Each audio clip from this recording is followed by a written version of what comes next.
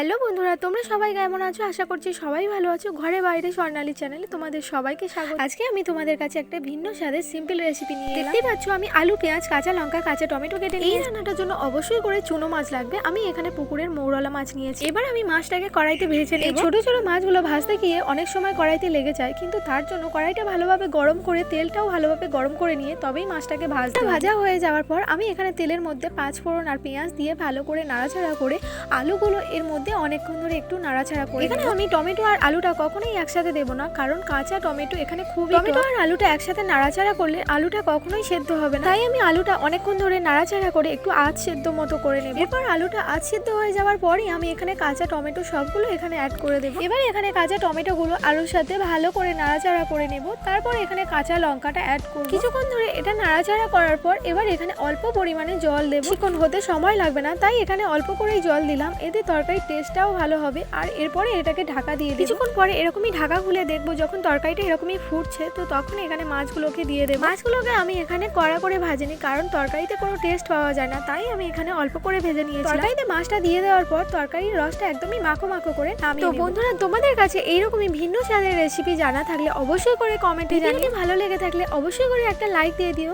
যাতে করে আমি নেক্সট ভিডিওটা আরো ভালো করে করতে পারি। টাটা।